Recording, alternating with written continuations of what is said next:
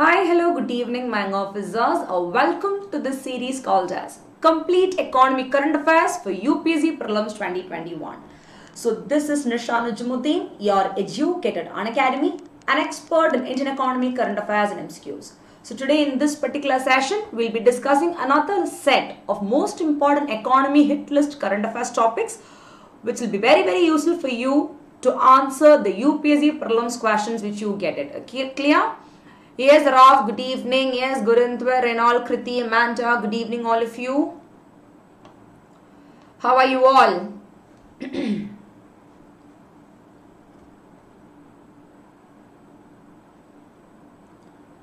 Yeah. So yes, so today we'll be discussing part 19, wherein another set of, as I told you, a set of important hit list economy topics. Now all those who are worried about the playlist series of this particular session, in the comment box of this particular video, you can find the playlist link of this particular series right from part 1 to part 19. That is till today's class. So as and when the class proceeds, you will be having the other parts added up to it. Clear? So you can just go through my profile as well.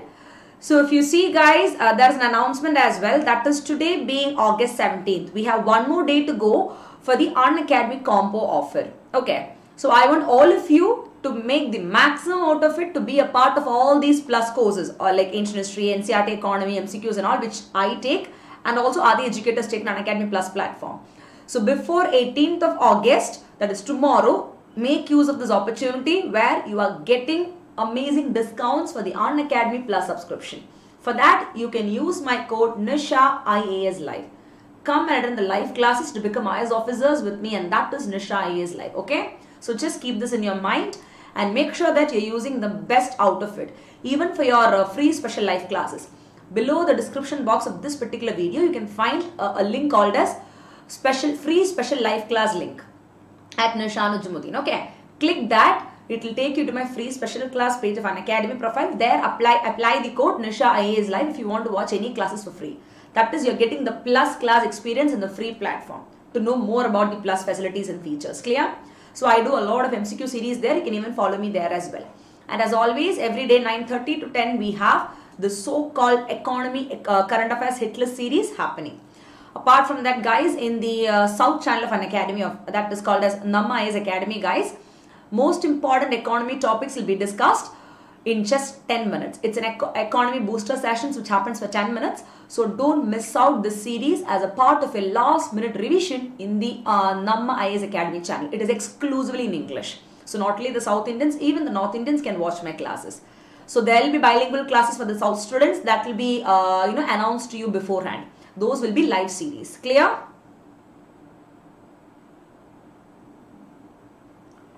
Perfect. So yes, my young officers, quickly make sure that you're getting subscriptions and getting all the benefits of Unacademy soon. Okay.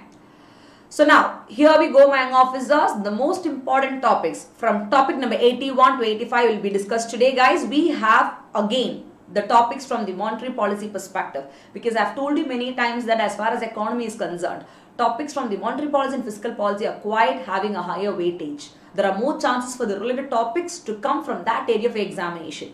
So here we have India's largest bank. They reduces their MCLR. What is MCLR? Marginal cost of lending rate. You will study that when you study the quantitative tools or instruments of monetary policy, or let's say the credit control measures used by RBI to control money supply. Under your repo rate, reverse repo rate, CR or SLR, the so-called concept marginal cost of lending rates comes there. So keeping that in mind, we are going to talk about the reduction of such kind of lending rate, why it happened and which bank did that. The next one, IFSCA obtains membership of International Association of Insurance Supervisors. Third topic of the day, that is 83rd topic, it talks about MSP. That is minimum support price for Mfp scheme. What is Mfp, guys? Minor Forest Produce Scheme. Clear?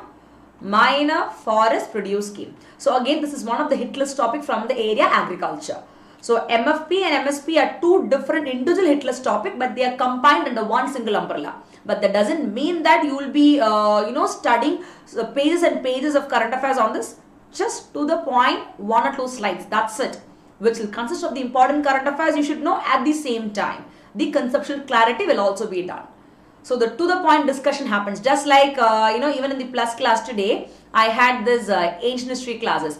Today we discussed top 100 facts with regard to Indus Valley civilization. I think all the plus students would have been wondering how can we cover 100 facts in just 2 hours, and that was indeed brilliant, guys. To be a part of all these sessions, you have to subscribe to the plus platform. Why I made a mention of this is people kind of feel that history is quite difficult, and that to ancient history, and that too you cannot memorize all the dates and stuffs like that. But I've made it more simplified. What you do is you can go to the plus platform and search for that course. Currently it is live from 6 p.m. to 8 p.m.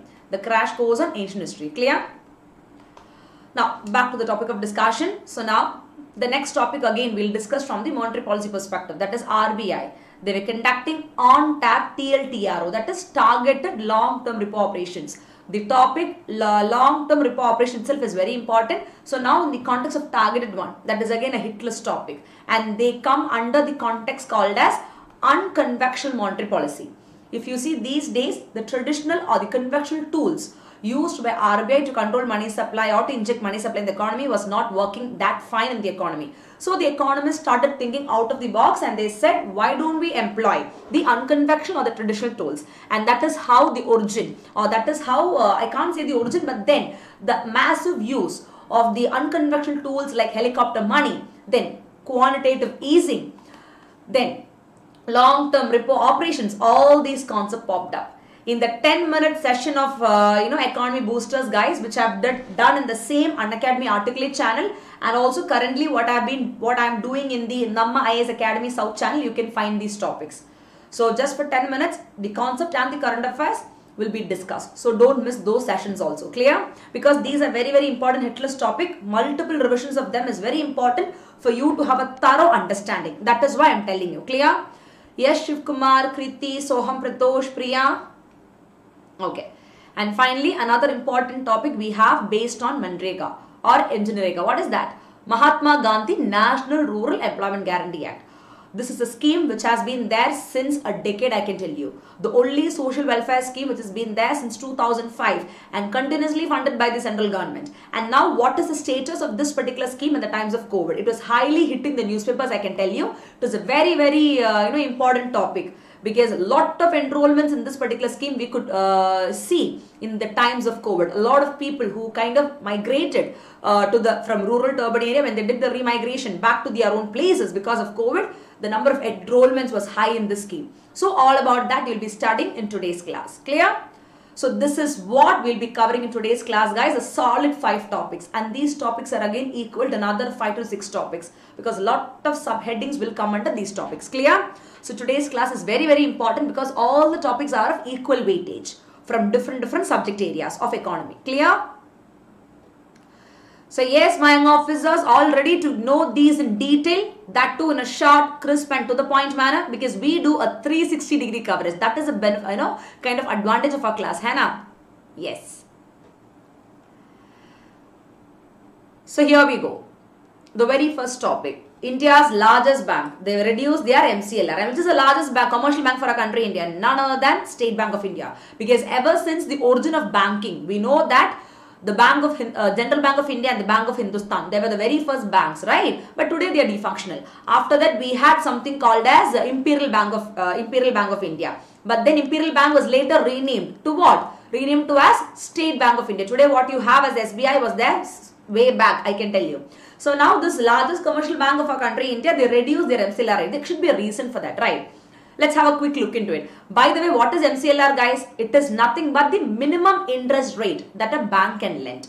That is, for example, if I want to borrow some money from the bank, or let's say Priya in the class, or Soham, Amanda, anybody wants to borrow money. Now, there should be a rate of interest fixed by the bank, right? So now it could be 10%, 9%, 8%, depending on the different commercial banks. So now as far as MCLR is concerned, it talks about the minimum rate. What rate? The interest rate at which the bank can lend money. Below that, they cannot lend. That is the whole point. Clear? There should be a ceiling, a minimum ceiling as such.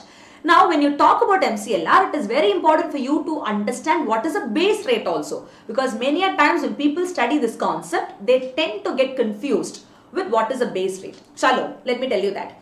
Base rate or MCLR, that is marginal cost of lending rates, both are the same in the context of interest perspective. be it base rate or be it MCLR, they are the minimum interest rate. But a refined version of the base rate is MCLR. That is, base rate has been replaced by a new concept called as marginal cost of lending rates, because base rate did not have few points which has to be carried forward. That is why they had to improve it and replace with a new indicator called as marginal cost of lending rates. Clear? So please keep that in mind. We do not have base rate now. What we have right now is MCLR, which talks about the minimum interest rate at which a commercial bank can lend. Now, this so-called MCLR, I can tell you that they are a benchmark. What benchmark? A tenor-linked internal benchmark. The meaning of that is the rate is determined internally by the bank. Let's say, for example, the state bank have every single discretionary power to decide what should be the minimum interest rate at which they can lend. You understand? At the same time, it also has a discretion where they can decide internally depending on the period left for the repayment of a loan also. Based on that, they can increase or decrease the interest rate. Normally, they will decrease the interest rate because they want to recover the entire amount. And I can tell you that till 2016, before April 1, we had something called as base rate. But then the Central Bank of our country, RBI, what did they do? They replaced the MCLR methodology, okay, for fixing interest rate, I can tell you, from 1st April 2016. Before that, we had base rate, and then that was replaced with the marginal cost of lending rates. Clear? There are 4 main elements of MCLR. What are they? It is made up of 4 elements, I can tell you. Point number 1 is tenor premium. See, tenor premium means it talks about the cost of lending or borrowing. That actually differentiates, or that actually varies from period of the loan. 1 year, 2 year, 3 year, 10 year, like that. Now, for example, if a loan is taken for higher period, let's say like 10 years, now the risk is quite high. See, bank is giving you a home loan worth, let's say, 15 years. Now, what guarantee we have that we will be alive for the next 15 years? So, the risk of the bank is also quite higher. So, now what will the bank do? They are giving a loan for you for 10 to 15 years. So, now the risk is also higher because we do not know what happened the next day. It's all just the basis of the hope and faith we carry forward the life, right? So, now in order to cover the uncertainty or the risk, what will the bank do? They'll shift the load to the borrowers. For that, they will charge an amount in the form of premium, I can say. And that premium charged by the bank, that is called as tenor premium. And this is one of the factors, or let's say elements, of your marginal cost of lending rates. Clear?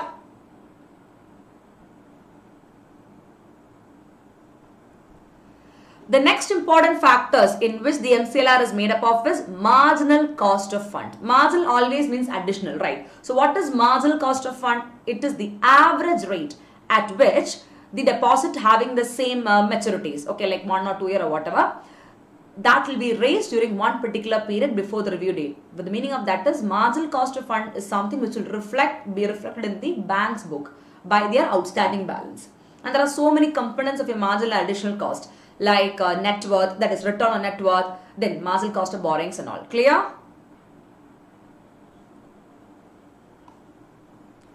Yes, Ganesh, good evening. Yes, Shailesh. Another important factor of your MCLR is operating cost. What is operating cost?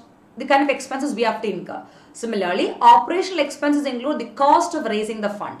Then, the bearing the cost, which is recovered separately through some service charges. So, therefore, I can tell you that it's a kind of cost. Operational cost is a cost that is being connected to providing the loan product as such. That's called as operational cost. The kind of service cost or charges, I can tell you in simple terms. The next important or the last factor of your MCLR is that negative carry on account of CRR. So what is CRR, guys? Now, the next important Hitlist topic. It is one of the quantitative instruments of monetary policy. Or let's say the tools or instruments used by whom? The Central Bank of a country, RBI, to control the money supply and inflation, right? Now, the amount of reserve the commercial banks have to give with the RBI, that is called as CRR. Now, how is CRR connected to your MCLR? Now, one of the factors in which the MCLR is based on the negative carry on the CRR. When such kind of negative balance on CRR take place, what happens, you know? The return on this cash reserve ratio will become 0. Now, this negative carry, how does it happen? It happens when the actual return of the money will become less than the cost of fund. Automatically, it will have a huge impact on what? Huge impact on the saturatory liquidity ratio balance, or SLR. What is SLR? That is also one of the reserve requirement or ratio which is coming under the RBI's instruments or tools to control money supply. So SLR is a rate at which the commercial banks have to keep an amount of reserve with themselves, whereas CRR is a rate at which the commercial bank will keep a set of reserve in the form of gold or securities with the RBI. So now both gets affected. You got the point. So now this negative carry on account of CRR is nothing but it's accounted negatively because the bank is not at all able to use the fund to earn any income nor gain interest. That is also one of the important elements of your MCLR. Because marginal cost of lending rate is something which has been imposed as the minimum interest rate. When people are not paying back the loan, what happened? You have to somehow regain it back, right? So they will try to reduce the interest rate. That is the whole logic here. Yes, Soham, you taught this in NCERT batch. Yeah, in the plus class I have taught you under the current affairs. In the NCERT when I taught you banking chapter under the current affairs heading of NCERT, I have taught you this. I remember. You can revise all these points, guys. So that is the reason I keep telling my students, you come for the plus classes. Because I can see a lot of my plus students also in the free class. It's a continuous revision, so you get to know a lot of things and you keep revising yourself. It will benefit you to a greater extent, I can tell you. Anyways, is it very clear? Now, when you study about the MCLR, guys, it's very important for you to have an understanding of what is EBLR. What is EBLR? That is external benchmark based lending rate. That is actually, associated with your marginal cost of lending rate only. Now here what happens is that the interest rate, okay, that will be pegged to any external benchmark. So now the RBI, they have notified the following benchmark which they will use as an external one because MCLR is done internally by the bank. So EBLR is external. So now the benchmark which has been notified by the Central Bank of a country RBI is Reserve Bank of India's policy repo rate. What is repo rate? The rate at which the commercial banks can borrow from RBI. It is also one of the instruments used by RBI to control money supply. That is one of the benchmark notified by RBI. You can use a repo rate as an external benchmark, they are saying. Second is there will be a 3-month T-bill, that is treasury bill yield of Government of India, which will be published by the FBIL, that is Financial Benchmark India Private Limited. That also can be used as an external benchmark.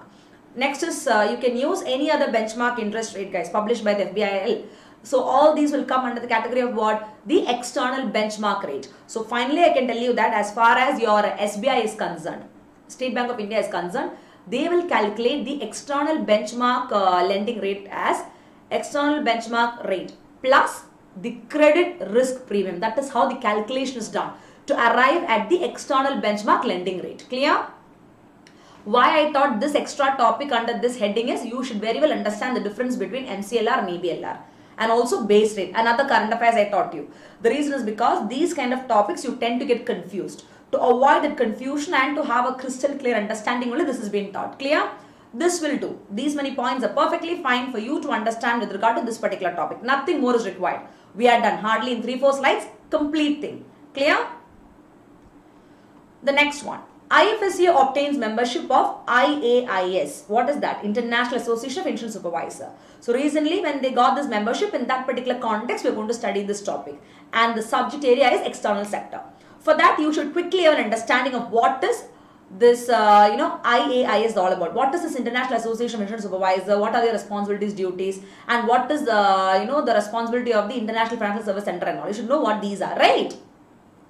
Let's quickly have a look into it. So what is IAIS, guys? So now this International Association of Insurance Supervisors, they are a voluntary organization, that too voluntary membership organization, which will consist of all the insurance supervisor and regulators. And from around, I can tell you, more than 200 jurisdictions, which constitute, let's say, 97% of the world's insurance premiums will be a part of what? The International Association of Insurance Supervisor. And this is not a new thing. It has been established for more than 30 years, I can tell you. Literally, not 30 years, for more than 25 years.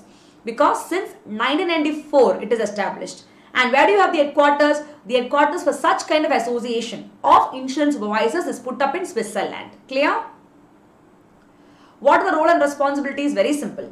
Being an international association, guys, of insurance supervisor, they are the international standard setting body, which is highly responsible for developing and also assisting in implementation of what? Principles, standards, guidelines, protocols, and also other supporting material for the effective and better supervision and monitoring of what? The so-called insurance sector.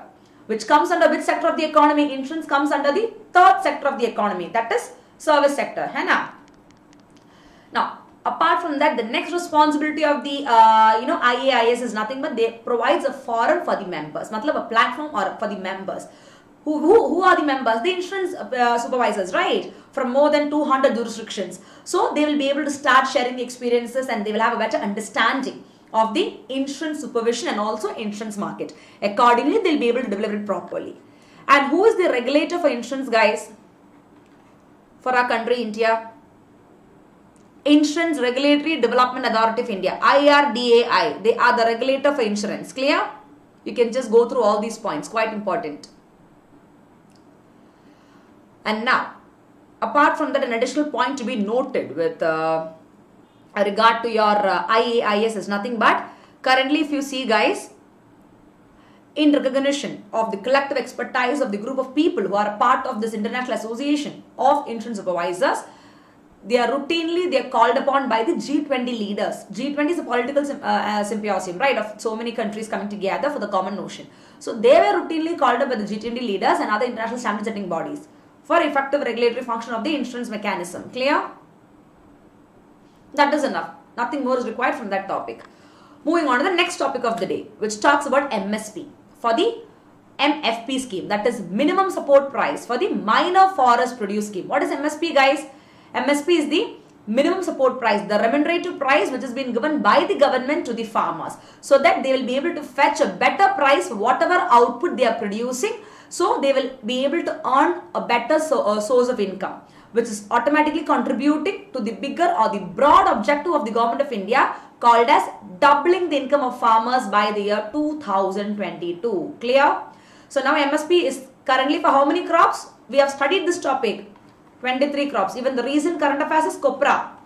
What is copra? The dried coconut. Even for that MSP is extended, right? All these things quickly revise when I tell you. Now, taking into consideration all these points, exclusively with regard to the minor forest produce scheme, how is MSP beneficial? Let's quickly have a look into it. Now, minor forest produce is highly associated with what? With the tribal people or the tribal population. The Ministry of Tribal Affairs and the TriFed. Okay. They are the one who literally support the scheme called as minor forest produce. All the tribal people, they are forest dwellers.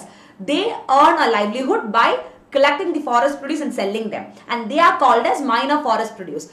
To improve the weaker sections or the vulnerable sections like your scheduled castes, scheduled tribes, especially the tribal people, such kind of minor forest produce scheme, they are saying that why don't they include that under MSP?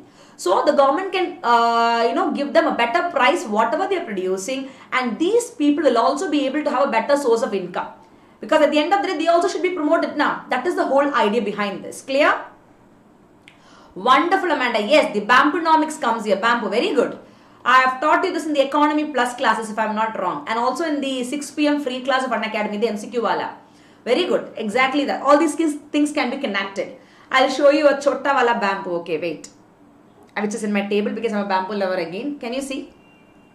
This is the chota wala bamboo which I have in my table.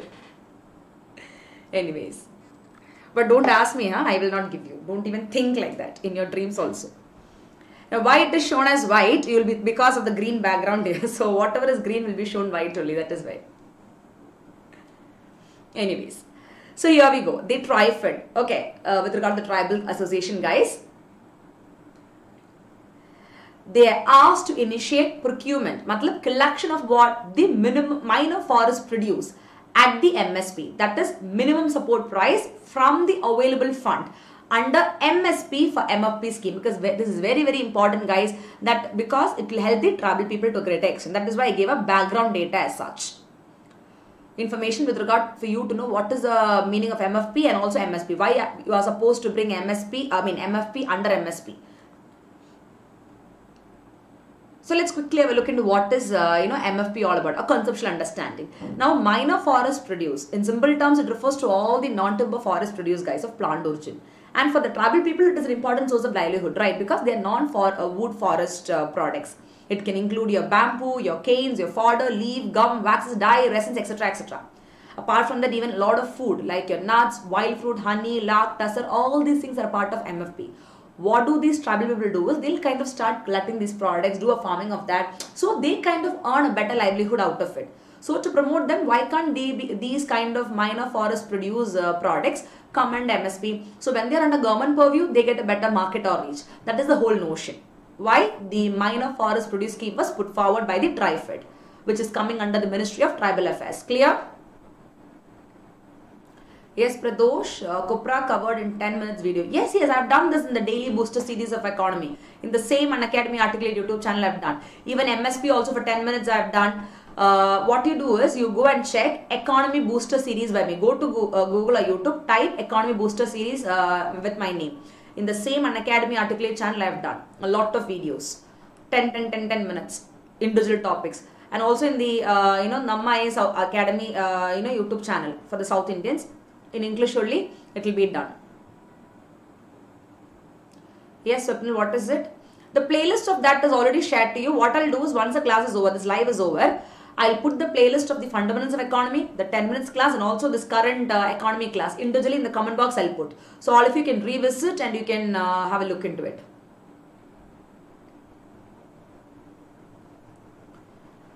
Okay. Now, this MFP, I can tell you that they form what? A major portion of their food. Whose food? The tribal people have food. Fruits, medicines, and also other consumption items. Because they, apart from being their food, guys, it also provides them a source of income, right? Because it provides them cash income also if they are able to sell it properly. That is why to give the better, enable these products of these tribal people to have a better market only, the government said, "Chalo, let us have MFP scheme." That let us make sure that the scheme is coming under the MSP as well, so that these people can benefit. Now, this particular scheme was introduced by the government, guys, called as MFP. That is a mechanism for marketing the minor forest produce. So now, don't you think so? Whatever minor forest produce is being done by the tribal people, they need to have a proper marketing. So that can be done by the government, and that can be done through MSP again, along with the development of value chain, because that will fetch a better market for them. And now this particular scheme is designed in such a way that it will be a social safety net. For whom? For the improvement of livelihood for the tribal people, who are the minor forest produce gatherers, because we are able to give them a fair price for whatever minor forest produce they collected from the forest under the MSP. That is the notion why they thought about a scheme like MFP, I can tell you. What are the objectives, guys? This particular MFP scheme was started with the objective to provide a fair price to all the people, the tribal people who are the minor forest produce gatherers, so that their income level is increased, and also to ensure what a sustainable or a long-term harvesting of the minor forest produce. Clear? Especially in the northeastern part of our country, India, there only you can find more of tribal people, and there it will definitely help them to develop, guys, such kind of scheme. And also, if you see in the northeast part of our country, we have a separate Ministry of Northeastern Development. So you can start connecting those points. The method of interlinkaging can be used here in such a way that one by one, when you start connecting, a quick revision, like a 360-degree coverage, your brain will run like that. This is the way you should study being a civil service student. Clear? So in the running notes, or what you take in my classes, fatafat, note these points. If you follow the strategy which I am telling you, guys, believe me, this will help you 101% in your preparation, for effective preparation. And I hope a lot of you people are doing this for a long time as per the advice given by me, because this can show a greater results. So try to continue the same practice, and all the newcomers also do the same thing. Clear? Okay? Perfect. Now, since we were discussing regarding the minimum support, minor forest produce, I told you that the TriFed was the one who took the initiative. What is TriFed, by the way? It is associated with Ministry of Tribal Affairs, that I told you. So what is that? It is nothing but it is a kind of organization coming under the Ministry of Tribal Affairs. They were established way back in the year 1987, in the month of August, under the Multi-State Cooperative Societies Act of 1984.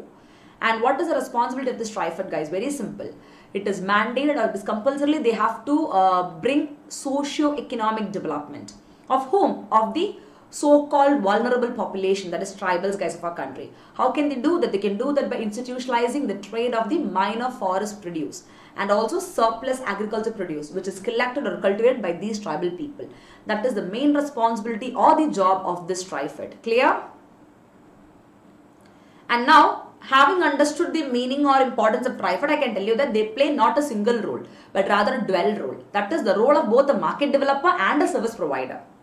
So, because see, they are kind of empowering them with knowledge and tools, don't you think so? So, they'll be able to better the operations in a very systematic, scientific and a manner, so that they'll be able to help them in developing their market approach.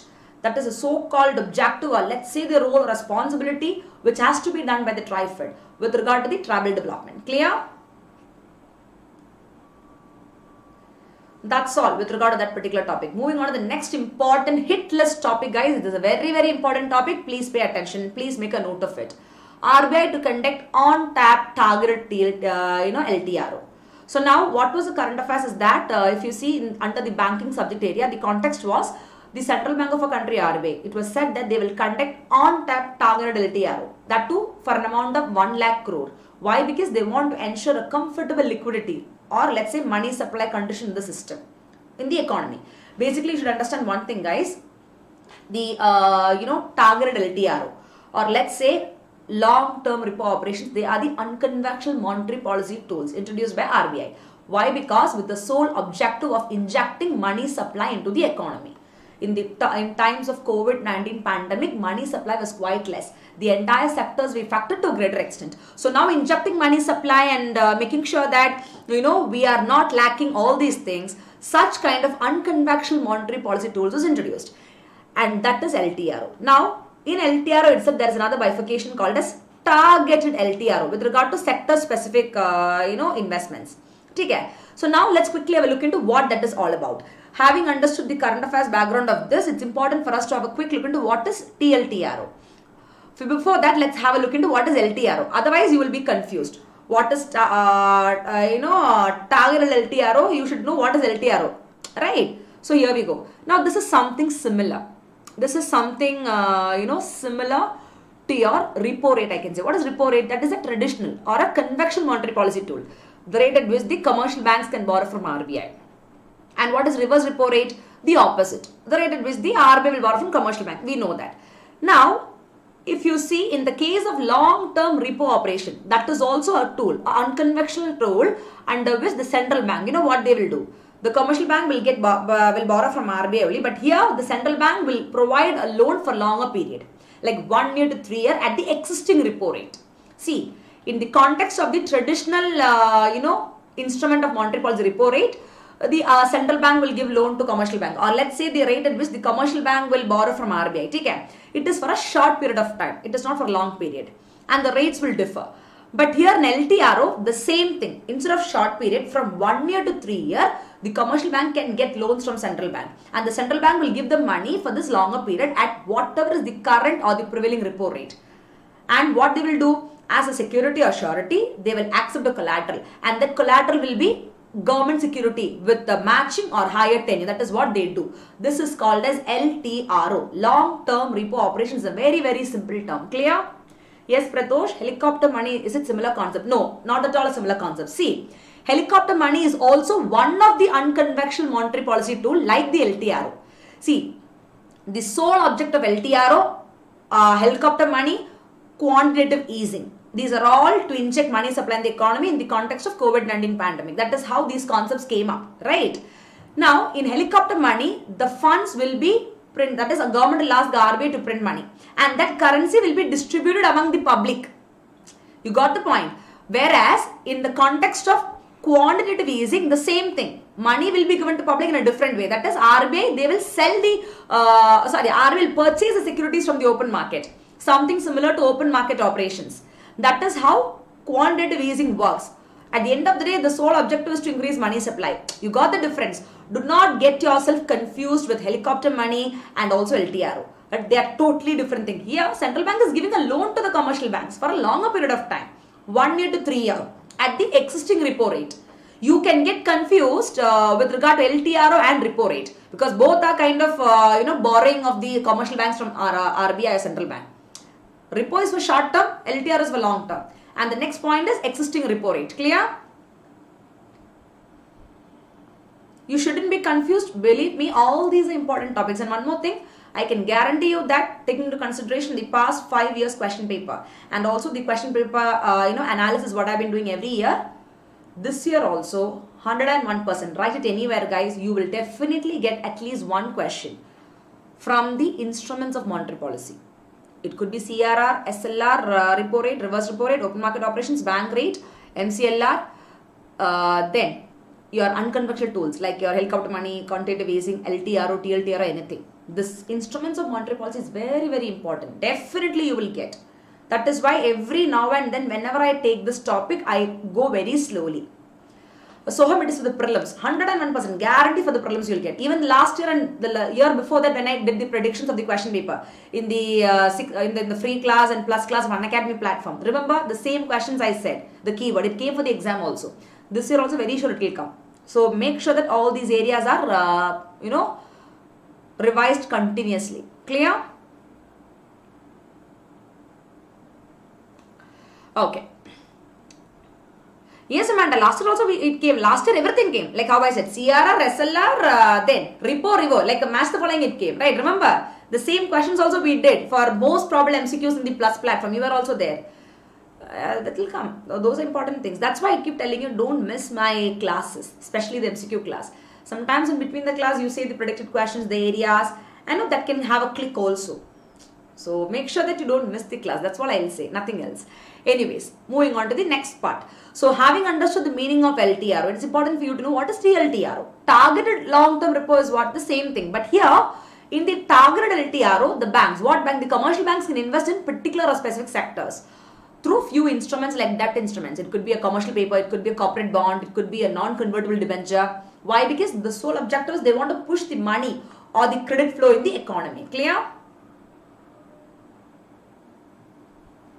So don't get confused with these concepts, guys. And with regard to TLTRO is the topic we are discussing today, because that is a current affairs. RBI wanted to conduct on-tap targeted LTRO operations.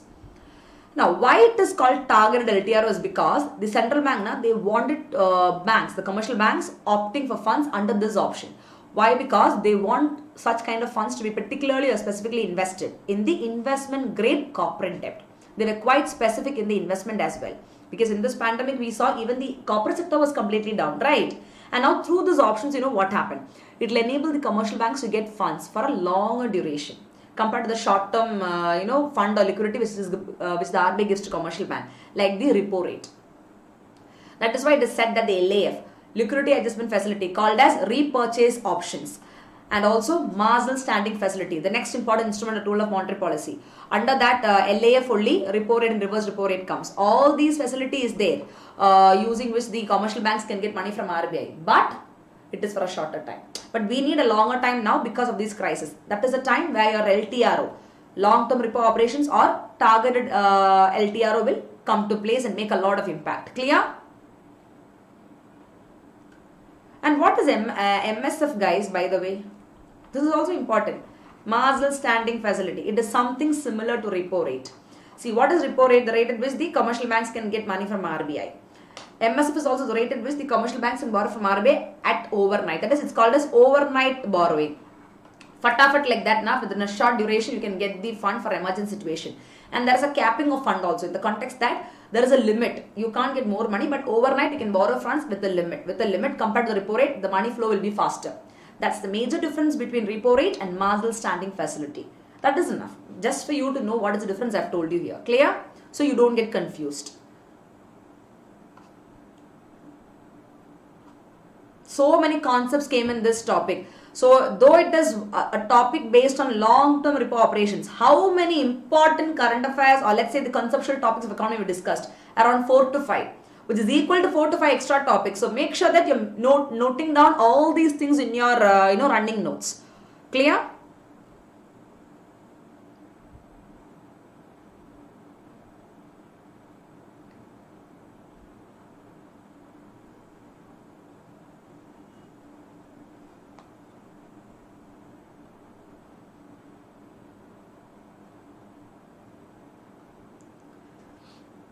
Yes, Tala Ganesh has asked a question. What is the interest rate for MSF? See, currently the marginal standing facility rate and the bank rate, they remain unchanged at 4.25%. Clear? Whereas the reverse repo rate, the rate at which RBI can borrow from commercial bank, that is also not unchanged. It is the same at 3.35%. Only inflations and GDP contractions are happening. Inflation increase and GDP contractions are happening. Clear?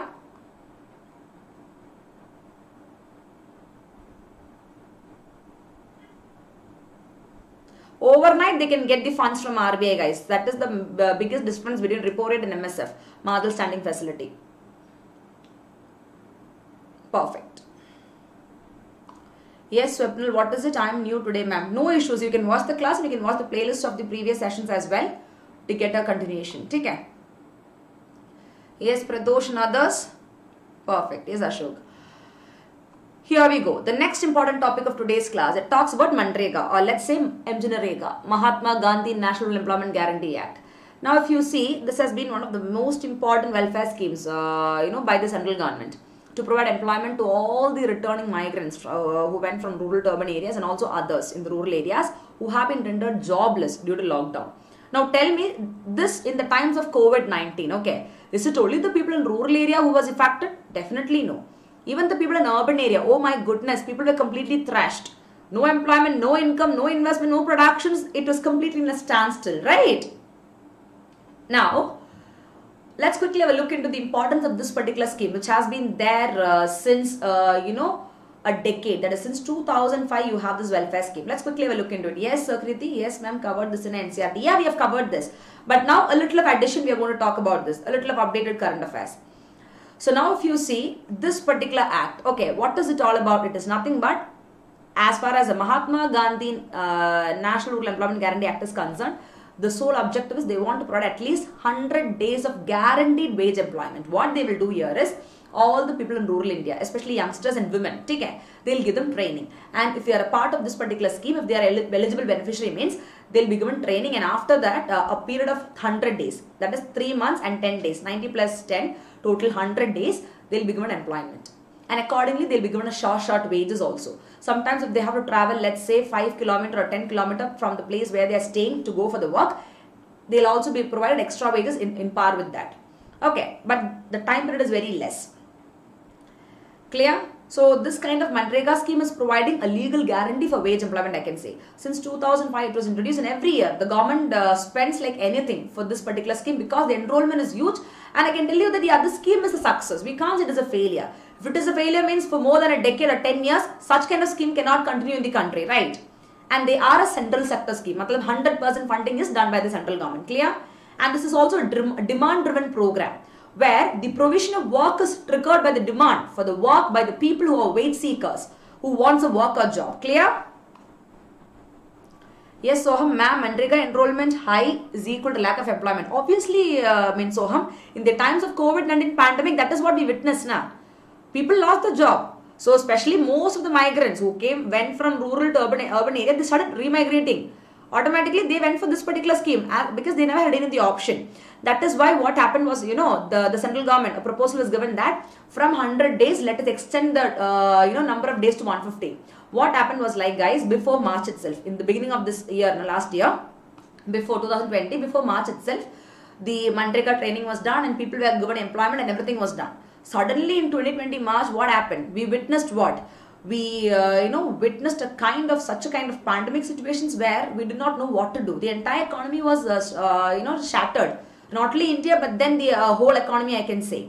And thus, if you see, you could see high number of enrollment for this particular scheme, and due to which from 100 days, they said, let's extend to 150. Then again, the situation was pathetic. From 150 days, the proposal was said that let us extend the number of working days to 200. So at least these people get some sort of income. That was another important thing, to be understood. Yes, Ashok, how much money per day, ma'am, Manrega giving? They solidly provide 350 rupees. It depends. Per day, wage for Manrega is like,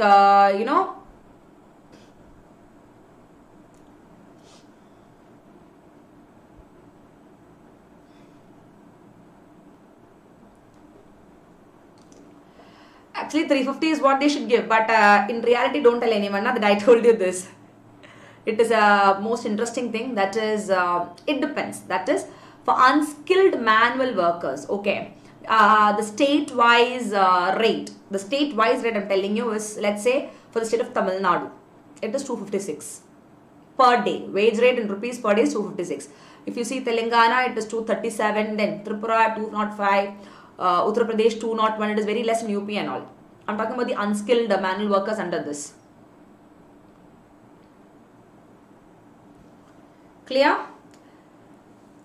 In places like Odisha and all, it's 207, but actually 350 is something that they should be given. See, that there is no need for you to study what is a per day wage given and all. No kind of questions will be asked to you. You just need to know this. And one more thing, I'll tell you, hold on. Now, let's say for example, you and me, all of us got trained in this particular scheme. Take care.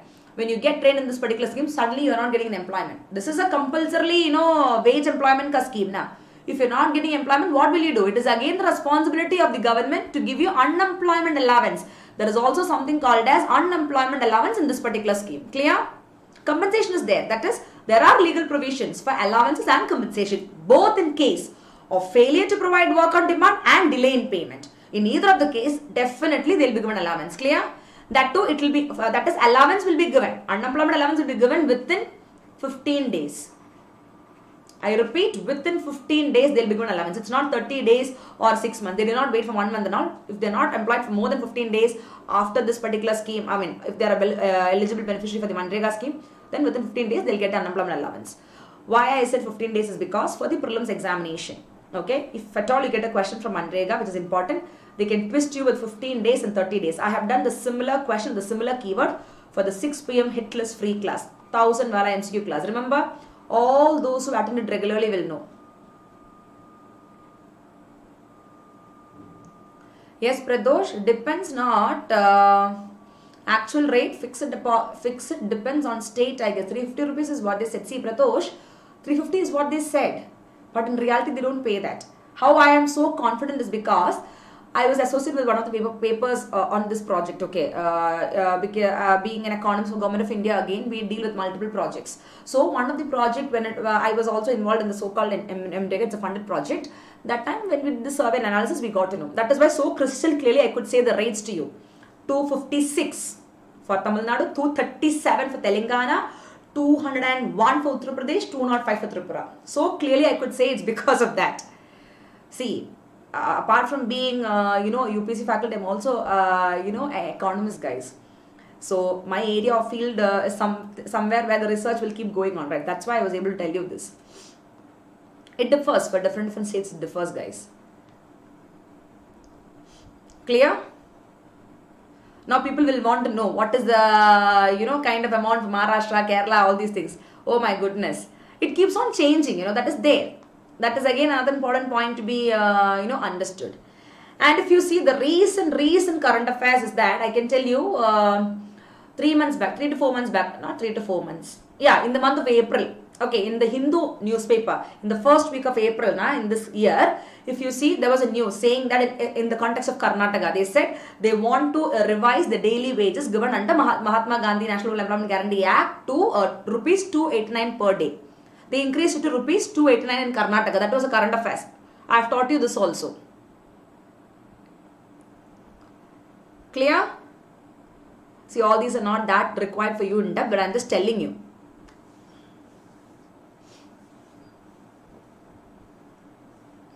Yes, Ashok, ma'am, it's central government scheme, how it will be changed.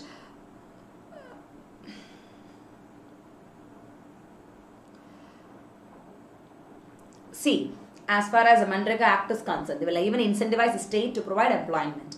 Now here, 100% of unskilled labor cost and 75% material cost of program is borne by the sender. Clear? I mean the central government, that is the whole point here.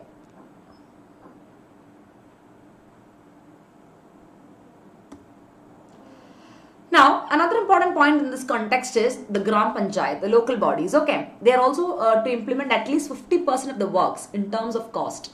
And that is again, the order of devolution of financial resource to Gram Panchayat, guys. And another important point to be understood in the context of Manrega, guys, where too many enrollments was there. It was quite difficult for them to manage, okay. And one more thing is that they give a reservation to women. Around 1/4 of reservation is given to women with regard to this particular scheme, guys, for employment. That is a part of women empowerment and women upliftment in the rural area. And if you see, social auditing. Social audit is a new feature that is an integral part of Manrega or Engineerega. Now, when social audit is happening, what happens, It will create an unprecedented, that is unexpected accountability of performance, especially towards immediate stakeholders. The meaning of that is a better transparency, a better efficiency, a better structure will be there for the monitoring and revision of this so-called Manrega Wala scheme. Clear?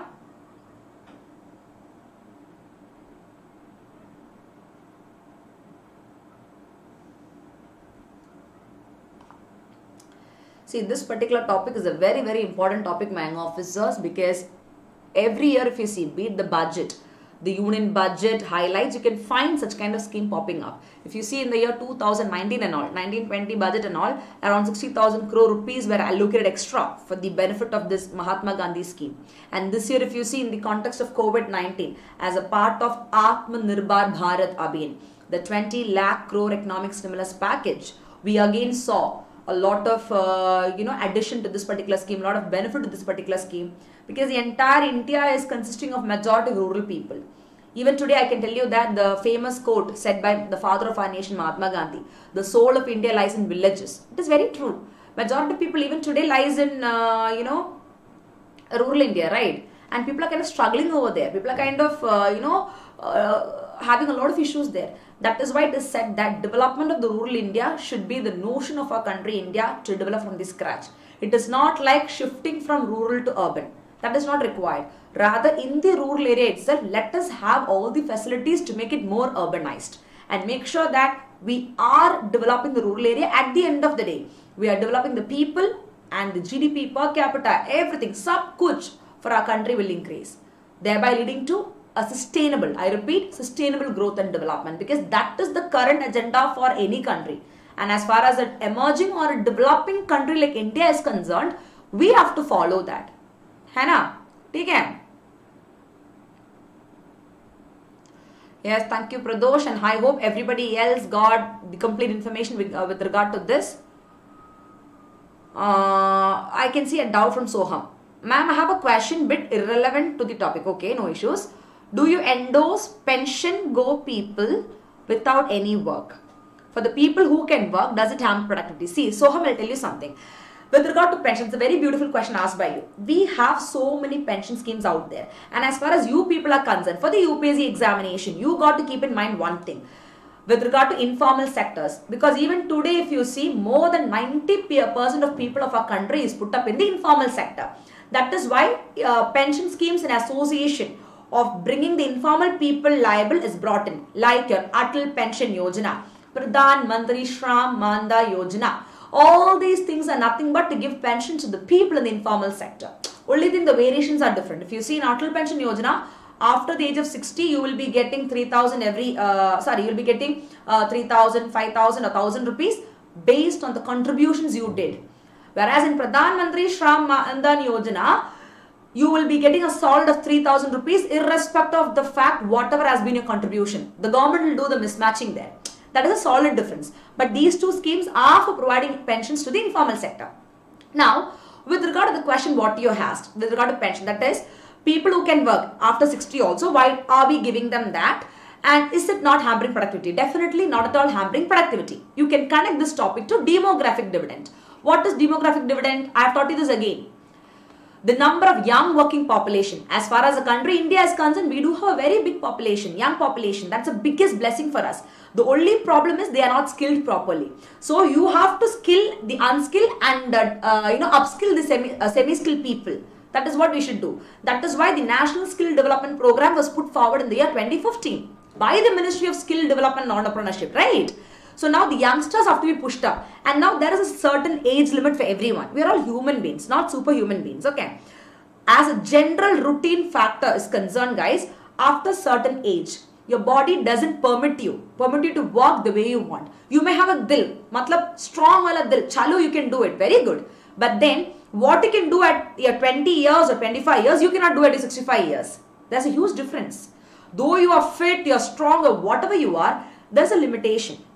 Okay, and also with regard to the younger population, again, you got to make sure that you are giving opportunities for the upcoming population to have a better productivity. So pension age or retirement age 60 is kept for that. Did you understand? It is nowhere going to hamper the productivity. There are people who are working after the 60 years of age in their own established business or whatever. They are still contributing. And it is our duty to honor the senior citizens of our country who have contributed so much for our country these many years in their life. That is why we have kept 60 plus as the pension year. Did you understand, Soham? So this is a question which comes in anybody's mind. I truly appreciate the question you asked. But this is important indeed, I can tell you. You can connect multiple keywords. See, I have answered this to you from the UPSC perspective, where I have connected 3 other important hit list topics, which you can again revise for your prelims exam. Clear? Yes, Ashok, 289 rupees per day to every person in all states. It's not every person, it is in the state of Karnataka they revised. Yes, oh ma'am, I could not make claim. Come again, Soham, once again. Yes, Swapnil, Ganesh. Yes, Arul, ma'am, I have a doubt in SDR and floating exchange rate. Chalo. Okay, you had which you asked me in the plus class. I'll tell you that. Don't worry. Is it the concept that you're having a doubt, Arul?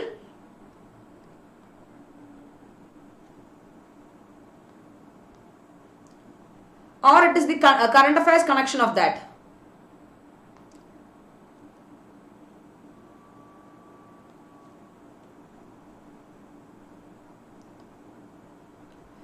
The concepts, right? Okay.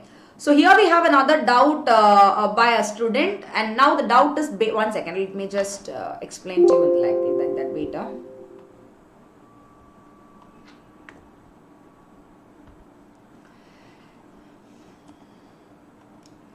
It is in the context of special drawing rights. Okay.